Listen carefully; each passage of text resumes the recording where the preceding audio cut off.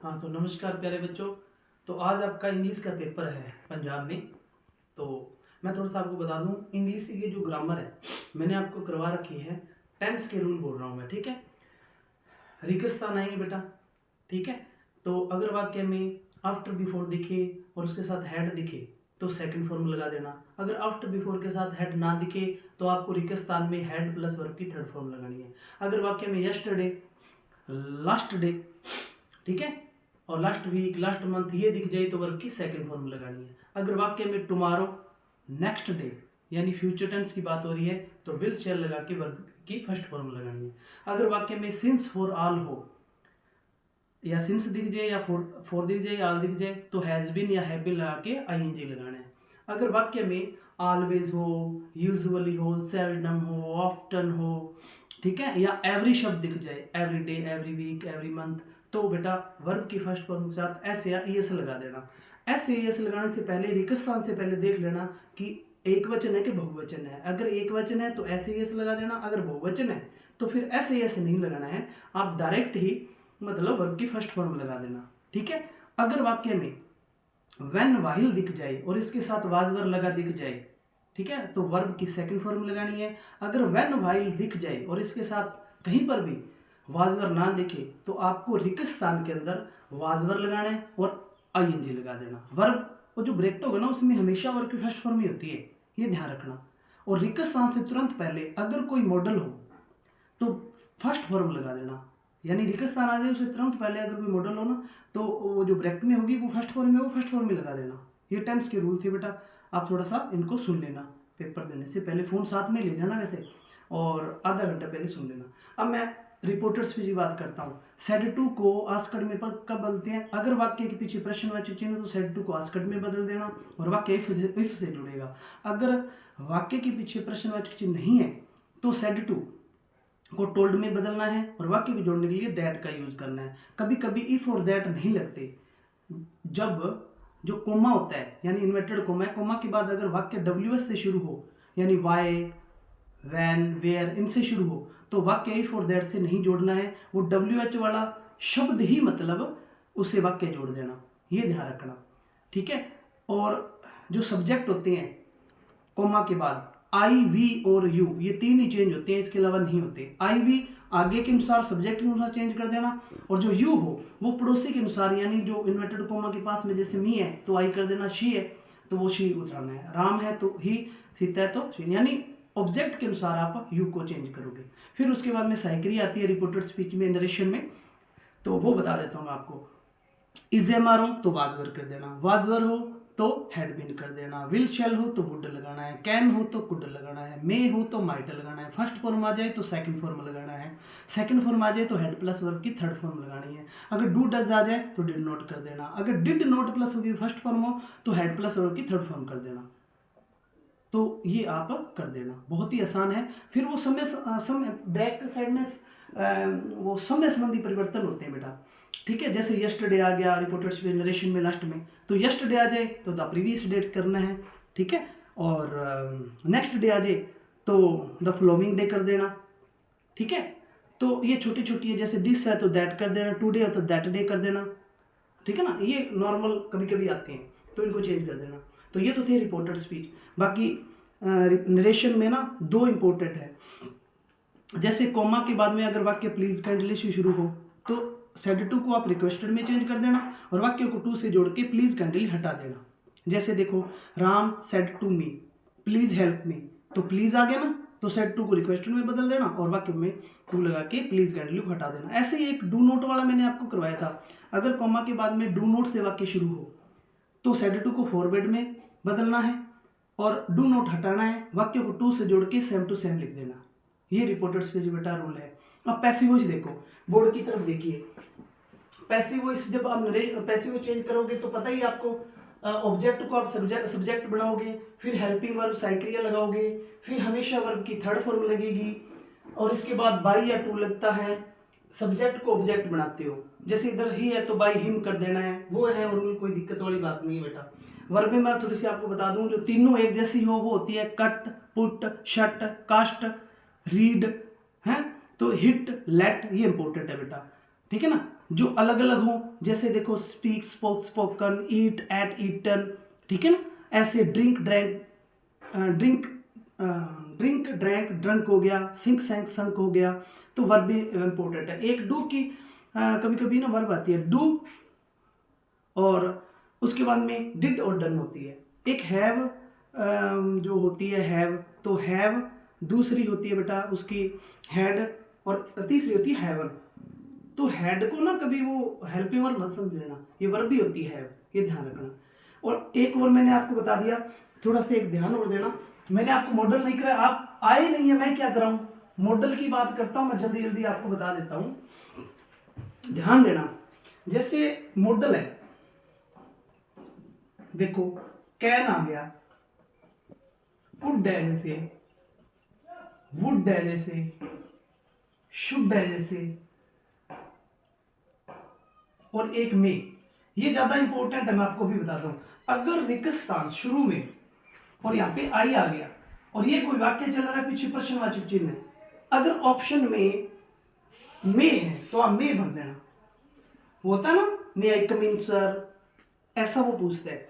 और एक ध्यान रखना, अगर वाक्य शुरू में हो और यहाँ पे आई ना आए, यू आ जाए, और पीछे प्रश्नवाचक चिन्ह है, और वाक्य में वाजवर या कुछ लगा है, तो आप कुड कर देना, ठीक है। और अगर पीछे प्रश्नवाचक चिन्ह है, यहाँ पे यू है, और स्टार्टिंग में रिक्त स्थान है, और यहाँ पे वाजवर नहीं है, यानी सिंपल सा सेंटेंस हो, तो आप वुड कर देना, ये ध्यान रखना। और एक बात और बता दूं मैं आपको, रिक्त स्थान पहले से हो जाए, अगर रिक्त स्थान बीच में हो बेटा, अगर रिक्त स्थान बीच में हो और अंग्रेजी का वाक्य चल रहा है, और यहाँ पे सब्जेक्ट आ जाए ही, शी, इट, और ऑप्शन में आ जाए, ये सिंपल सेंटेंस है, इसमें वाजवर ना हो तो आप चुप करके कैन भर देना। और इसी वाक्य में अगर कहीं वाजवर लगा हो, ही, शी, इट स्टार्टिंग में हो, तो भाई कुड कर देना, कुड, ठीक है। और अगर ये रिक्त स्थान है, यहाँ पे नोट आ गया जैसे, और ऑप्शन में मस्ट पड़ा है, तो आप मस्ट भर देना बेटा, ठीक है। और बाकी आपको जैसे ही कोई हेल्प मिले तो आप हेल्प ले सकते हो। बहुत ही अच्छी आप ग्रामर करना, सबसे पहले आप ग्रामर ही करना, उसके बाद में एप्लीकेशन वगैरह करना, उसके बाद में सेंटर आइडिया करना, उसके बाद में नोटिस करना, उसके बाद में पोस्टर करना, ये करना, उसके बाद में लास्ट में मतलब फिर करना तीसरे स्टेप पर जो पैसेज होता है, पैसेज में से जो मतलब आप उत्तर ढूंढते हो वो करना, लास्ट में करना प्रश्न उत्तर, ठीक है ना। और प्रश्न उत्तर अगर आपको याद नहीं है तो बेटा जो प्रश्न होता है, ठीक है ना, वो प्रश्न में WS से शुरू होता है और उसके साथ हेल्पिंग वर्ब होती है, वो आप कट कर देना, सेम आप मतलब वो लाइन लिखनी है प्रश्न वाली, और उसके बाद में आपके जो उस लेसन से अगर एक लाइन भी याद है ना, वो लाइन लिख देना, ठीक है ना, यानी लिख देना, खाली मत छोड़ना बेटा, जो आपको याद हो अच्छे से पेपर करना, सबसे पहले पढ़ना पेपर को अच्छी तरह से। तो ये वीडियो जरूर देखना ताकि आपको थोड़ी सी हेल्प मिल सके। धन्यवाद। हाँ, तो नमस्कार प्यारे बच्चों। तो आज आपका इंग्लिश का पेपर है पंजाब में। तो मैं थोड़ा सा आपको बता दूं, इंग्लिश की जो ग्रामर है मैंने आपको करवा रखी है, टेंस के रूल बोल रहा हूँ मैं, ठीक है। रिक्त स्थान आएंगे बेटा, ठीक है। तो अगर वाक्य में आफ्टर बिफोर दिखे और उसके साथ हैड दिखे तो सेकंड फॉर्म लगा देना। अगर आफ्टर बिफोर के साथ हैड ना दिखे तो आपको रिक्त स्थान में हैड प्लस वर्ब की थर्ड फॉर्म लगानी है। अगर वाक्य में यस्टरडे, लास्ट डे, ठीक है, और लास्ट वीक, लास्ट मंथ ये दिख जाए तो वर्ब की सेकंड फॉर्म लगानी है। अगर वाक्य में टुमारो, नेक्स्ट डे यानी फ्यूचर टेंस की बात हो रही है तो विल शैल लगा के वर्ब की फर्स्ट फॉर्म लगानी है। अगर वाक्य में सिंस फॉर ऑल हो, या सिंस दिख जाए या फॉर दिख जाए, ऑल दिख जाए तो हैज बीन या हैव बीन लगा के आईएनजी लगाना है। अगर वाक्य में ऑलवेज हो, यूजुअली हो, सेल्डम हो, ऑफ्टन हो, ठीक है, या एवरी शब्द दिख जाए, every day, every week, every month, तो बेटा वर्ब की फर्स्ट फॉर्म के साथ एस या ईएस लगा देना। एस या ईएस लगाने से पहले रिक्त स्थान से पहले देख लेना कि एक वचन है कि बहुवचन है। अगर एक वचन है तो एस एस लगा देना, अगर बहुवचन है तो फिर एस एस नहीं लगाना है, आप डायरेक्ट ही मतलब वर्ब की फर्स्ट फॉर्म लगा देना, ठीक है। अगर वाक्य में व्हेन व्हाइल दिख जाए और इसके साथ वाजवर लगा दिख जाए, ठीक है, तो वर्ब की सेकंड फॉर्म लगानी है। अगर व्हेन व्हाइल दिख जाए और इसके साथ कहीं पर भी वाजवर ना दिखे तो आपको रिक्त स्थान के अंदर वाजवर लगाना है और आईएनजी लगा देना। वर्ब और जो ब्रेक्ट होगा ना उसमें हमेशा वर्ब की फर्स्ट फॉर्म ही होती है, ये ध्यान रखना। और रिक्त स्थान से तुरंत पहले अगर कोई मॉडल हो तो फर्स्ट फॉर्म लगा देना, यानी रिक्त स्थान आ जाए उससे तुरंत पहले अगर कोई मॉडल हो ना तो वो जो ब्रैकेट में होगी वो फर्स्ट फॉर्म में, वो फर्स्ट फॉर्म में लगा देना। ये टेंस के रूल थे बेटा, आप थोड़ा सा इनको सुन लेना, पेपर देने से पहले फ़ोन साथ में ले जाना वैसे, और आधा घंटा पहले सुन लेना। अब मैं रिपोर्टर स्पीच की बात करता हूँ। सेड टू को आस्क्ड में कब बदलते हैं? अगर वाक्य के पीछे प्रश्नवाचक चिन्ह तो सेड टू को आस्क्ड में बदल देना और वाक्य इफ से जुड़ेगा। अगर वाक्य के पीछे प्रश्नवाचक चिन्ह नहीं है तो सेड टू को टोल्ड में बदलना है और वाक्य को जोड़ने के लिए दैट का यूज करना है। कभी कभी इफ और दैट नहीं लगते, जब जो कोमा होता है यानी इन्वर्टेड कोमा है, कोमा के बाद अगर वाक्य WS से शुरू हो यानी वाई, वैन, वेयर इनसे शुरू हो तो वाक्य इफ और दैट से नहीं जोड़ना है, वो WH वाला शब्द ही मतलब उसे वाक्य जोड़ देना, ये ध्यान रखना, ठीक है। और जो सब्जेक्ट होते हैं कोमा के बाद आई, वी और यू, ये तीन ही चेंज होते हैं, इसके अलावा नहीं होते। आई, वी आगे के अनुसार सब्जेक्ट के अनुसार चेंज कर देना, और जो यू हो वो पड़ोसी के अनुसार, यानी जो इन्वर्टेड कोमा के पास में जैसे मी है तो आई कर देना, शी है तो वो शी उतराना है, राम है तो ही, सीता है तो शी, यानी ऑब्जेक्ट के अनुसार आप यू को चेंज करोगे। फिर उसके बाद में साइक्री आती है रिपोर्टेड स्पीच में, नरेशन में, तो वो बता देता हूँ मैं आपको। इजेमर हो तो वाजवर कर देना, वाजवर हो तो हैड बीन कर देना, विल शेल हो तो वुड लगाना है, कैन हो तो कुड लगाना है, मे हो तो माइट लगाना है, फर्स्ट फॉर्म आ जाए तो सेकंड फॉर्म लगाना है, सेकंड फॉर्म आ जाए तो हेड प्लस वर्ब की थर्ड फॉर्म लगानी है, अगर डू डज आ जाए तो डिड नॉट कर देना, अगर डिड नॉट प्लस वर्ब की फर्स्ट फॉर्म हो तो हेड प्लस वर्ब की थर्ड फॉर्म कर देना। तो ये आप कर देना, बहुत ही आसान है। फिर वो समय बैक साइड में वो समय संबंधी परिवर्तन होते हैं बेटा, ठीक है। जैसे यस्टरडे आ गया रिपोर्टेड स्पीच नरेशन में लास्ट में, तो यस्टरडे आ जाए तो द प्रीवियस डेट करना है, ठीक है। और नेक्स्ट डे आ जाए तो द फॉलोइंग डे कर देना, ठीक है। तो ये छोटी छोटी है, जैसे दिस है तो दैट कर देना, टुडे है तो दैट डे कर देना, ठीक है ना। ये नॉर्मल कभी कभी आते हैं तो इनको चेंज कर देना। तो ये तो थे रिपोर्टेड स्पीच। बाकी नरेशन में ना दो इंपॉर्टेंट है, जैसे कोमा के बाद में अगर वाक्य प्लीज काइंडली से शुरू हो तो सेड टू को आप रिक्वेस्टेड में चेंज कर देना और वाक्य को टू से जोड़ के प्लीज काइंडली हटा देना। जैसे देखो, Ram said to me please help me, तो प्लीज आ गया ना, तो सेड टू को रिक्वेस्टेड में बदल देना और वाक्य में टू लगा के प्लीज काइंडली को हटा देना। ऐसे ही एक डू नोट वाला मैंने आपको करवाया था, अगर कोमा के बाद में डू नोट से वाक्य शुरू हो तो सेड टू को फॉरवर्ड में बदलना है और डू नोट हटाना है, वाक्य को टू से जोड़ के सेम टू सेम लिख देना।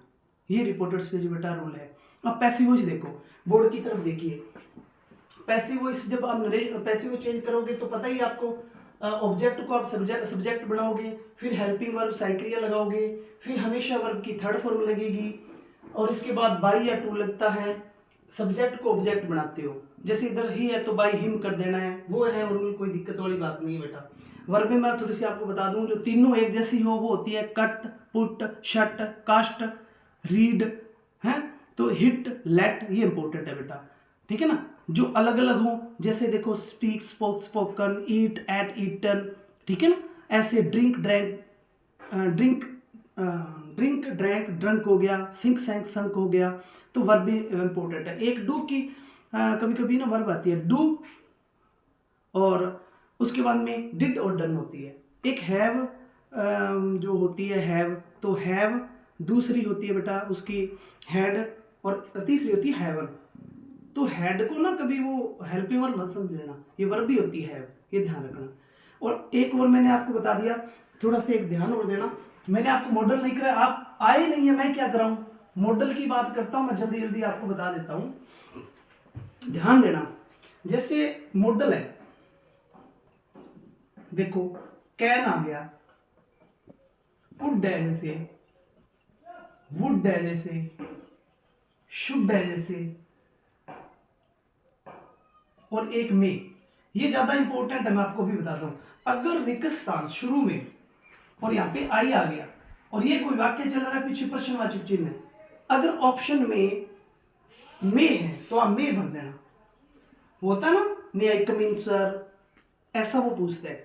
और एक ध्यान रखना, अगर वाक्य शुरू में हो और यहाँ पे आई ना आए, यू आ जाए और पीछे प्रश्नवाचक चिन्ह है और वाक्य में वाजवर या कुछ लगा है तो आप कुड कर देना,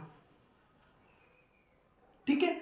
और अगर पीछे प्रश्नवाचक चिन्ह है, यहाँ पे यू है और स्टार्टिंग में रिक्त स्थान है और यहाँ पे वाज वर्ब नहीं है, यानी सिंपल सा सेंटेंस हो तो आप वुड कर देना, ये ध्यान रखना। और एक बात और बता दूं मैं आपको, रिक्त स्थान पहले से हो जाए, अगर रिक्त स्थान बीच में हो बेटा, अगर रिक्त स्थान बीच में हो और अंग्रेजी का वाक्य चल रहा है और यहाँ पे सब्जेक्ट आ जाए ही शीट और ऑप्शन में आ जाए, ये सिंपल सेंटेंस है, इसमें वाज वर्ब ना हो तो आप चुप करके कैन भर देना। और इसी वाक्य में अगर कहीं वाज वर्ब लगा हो, ही शीट स्टार्टिंग में हो तो भाई कुड कर देना, कुड, ठीक है। और अगर ये रिक्त स्थान है, यहाँ पे नोट आ गया जैसे और ऑप्शन में मस्ट पड़ा है तो आप मस्ट भर देना बेटा, ठीक है।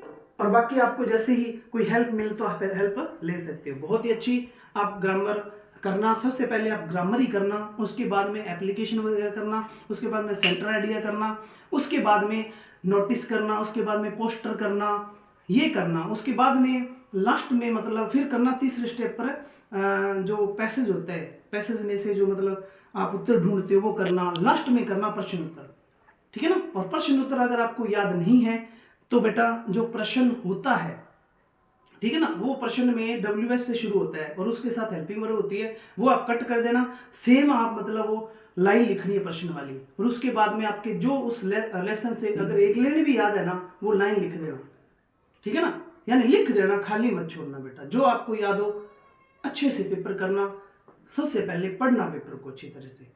तो ये वीडियो जरूर देखना ताकि आपको थोड़ी सी हेल्प मिल सके। धन्यवाद।